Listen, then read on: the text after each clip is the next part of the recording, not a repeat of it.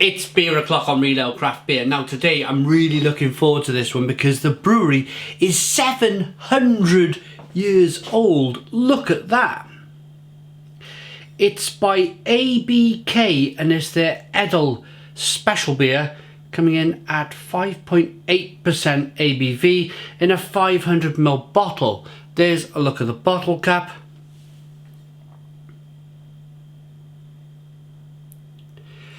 Without further ado, we'll get into this in a moment. It's Bayerische Bier. Maybe it's beer. That's the area of Germany where they brew some fantastic beers. I'm going to get it out into a glass. See what we get. Oh, look at the smoke on the bottle opening. Beer in the glass.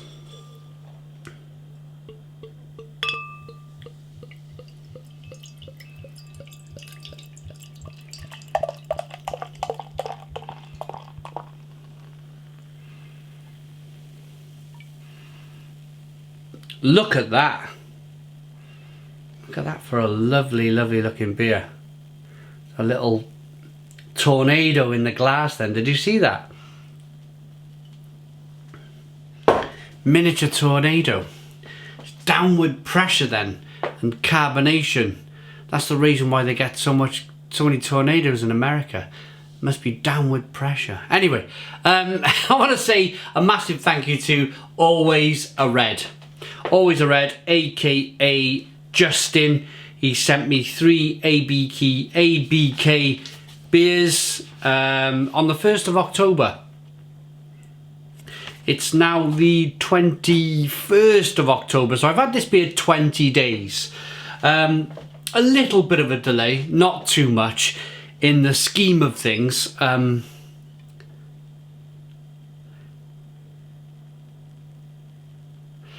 But I've got round to it now. So thank you, Justin. Really appreciate this beer. We got a 3-finger white head. Good levels of carbonation rolling up the glass. Can you see me itching my ear through the glass? Clear as a bell.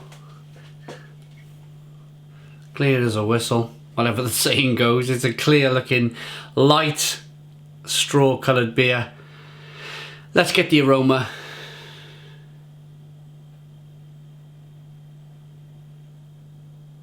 It smells so good. It smells so good.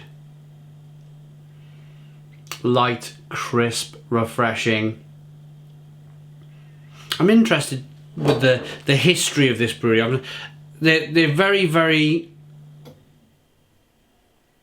I mean, the way they've marketed this beer is all about that 700 years. So I'd love to know a little bit more about this brewery. Touch of lemon. Touch of light malt coming through. Smells really good. Let's dive in. Cheers, everybody.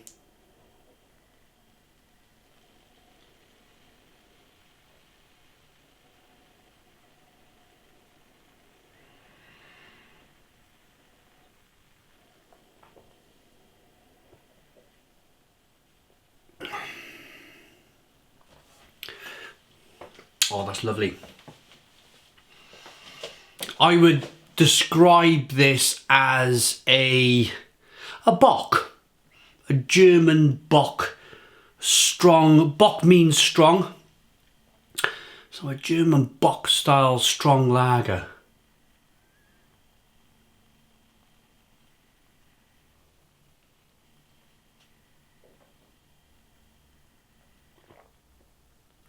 You can feel the carbonation pushing the beer around the inside of the mouth. Such a lovely, refreshing, drinkable beer. You might have seen another review. I've done 2. I've decided to do 2 beers because that fireplace is driving me bonkers. I'm stripping a cast iron, 130-year-old cast iron fireplace. Stripping it down.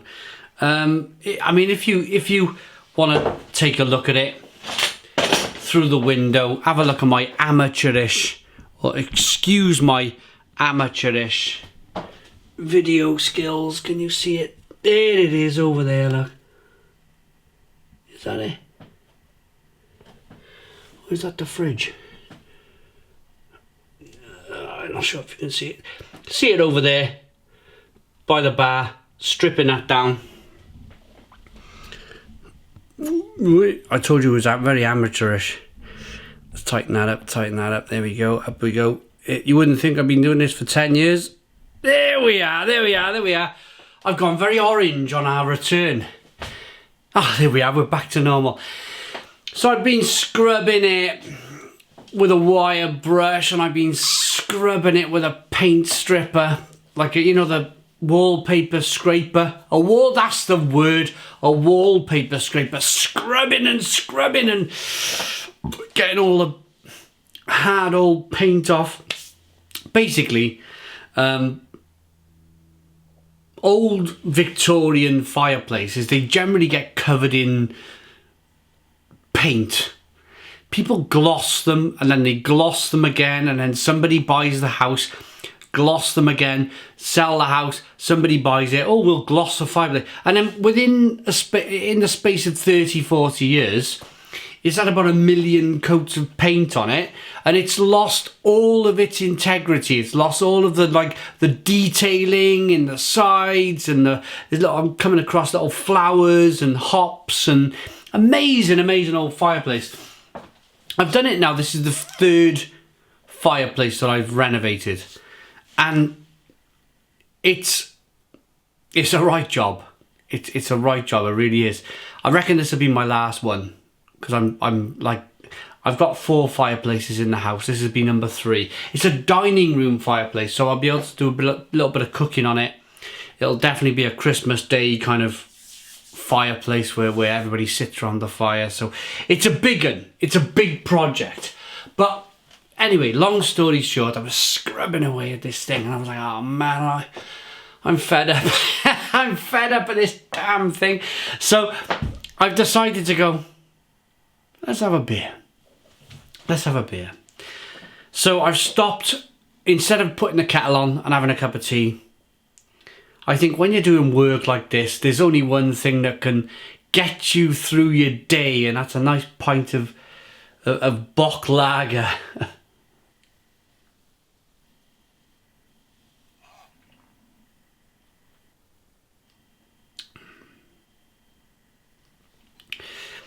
It's got a kind of like a creaminess to it, and that's because they've had to put a little bit more malts in the beer to get it to 5.8% ABV.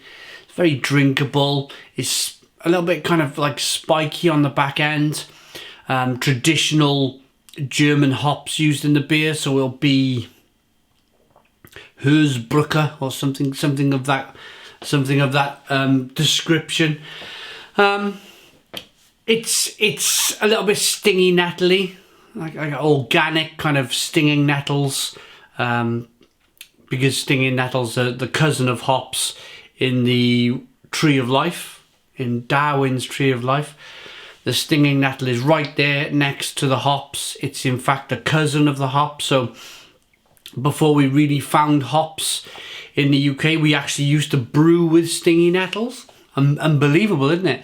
And that gave a certain kind of bitter flavour, and it preserved the beer. That was the biggest point of adding hops to the beer years ago was, and I mean years and years ago, not like last year, maybe 200-300 years ago, was to preserve the beer. Get the beer to keep. It was a preservative. And then we learned over time that hops actually, you can use it for flavour.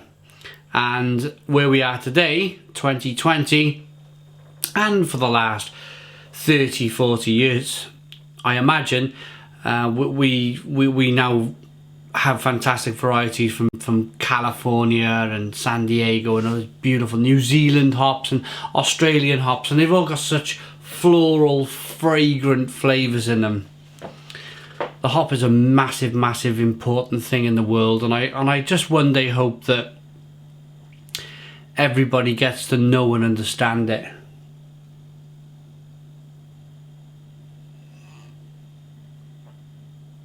This is nice. It's a very nice beer. A very chuggable beer. I just want chug. Get it down me. Ease my sore hands, so to speak. Nice lacing on the glass, nice levels of carbonation.